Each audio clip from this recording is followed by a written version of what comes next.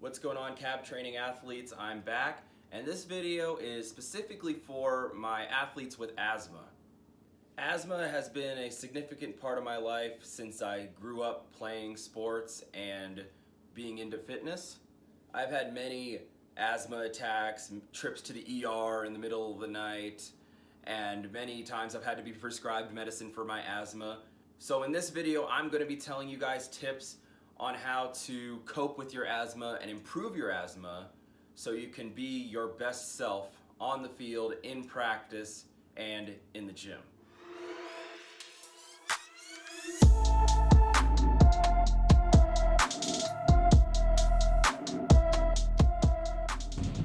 Asthma can be a very tough obstacle for you if you don't know how to cope with it. But it's not impossible to succeed at a sport if you have asthma. Very successful professional athletes such as David Beckham and Jerome Bettis have been able to cope with asthma and succeed while having asthma in their respective sports. And if you follow the steps I give you in this video, I believe that you will be able to cope with your asthma better and succeed in the sport that you participate in. My first tip is for safety, and that is to bring your inhaler everywhere you go. Like I said earlier in the video, I've had way too many asthma attacks. I have been sent to the ER at 2 o'clock in the morning, and nothing is worse when you don't have your inhaler. You literally feel like you're dying because you really slowly are because you can't breathe. So really, take your inhaler everywhere you go, especially when you're doing something active in your sport or in the gym. Take it with you. And don't let it be embarrassing to let your coaches and your teammates and any other trainer know that you have asthma. When it comes down to it, it may be life and death. Make sure you put your inhaler in a spot where you can easily access it in case of an emergency. There is no shame in letting your teammates and your coaches know that you have trouble breathing. They're not going to look down on you and think that you're less conditioned than anyone else.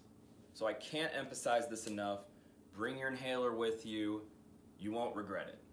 My second piece of advice for asthmatic athletes is to hydrate.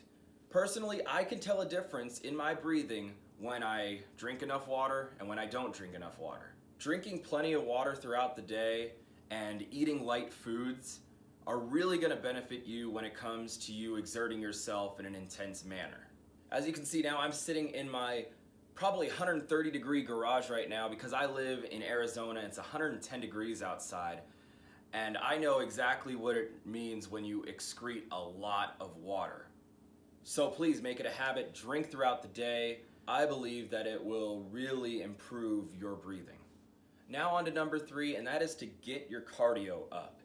Now I know the severity of asthma and what it does to your lungs and how constricted your breathing is when you have an asthma attack. But don't mistake your lack of physical fitness for your asthma. And this is not an insult to anybody who's out of shape. I'm just going to give you guys a reality check that maybe your cardiovascular fitness is not where it needs to be for the activity that you're doing. This is not just a piece of advice to tell you to get into shape, but it's also to tell you for your safety so you don't overuse your inhaler. I've been caught in the trap before. We ran 110-yard field sprints during my high school strength and conditioning phase during the summer, and I puffed my inhaler way too many times and had a splitting headache for 2 days. I overdosed on albuterol. And it's not a great feeling because it only has negative impacts on your body when you overuse that kind of medication. It's called a rescue inhaler for a reason. Once you get into a very acceptable physical fitness and cardiovascular shape, I suggest you using a training mask to train your breathing even further. I myself have a training mask that I use while I ride my stationary bike inside or when I do jump rope in my garage during a cardio session. And I really think the training mask brings your breathing to a new potential and lessens the impact of asthma in my life. My next tip is more on the supplemental side, and this is to add magnesium to your diet.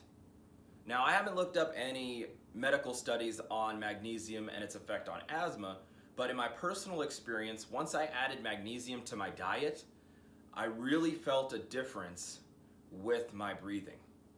Over the past couple of months, I've been drinking this drink called Calm. It is a stress-relieving powder that you mix in with water that has magnesium in it.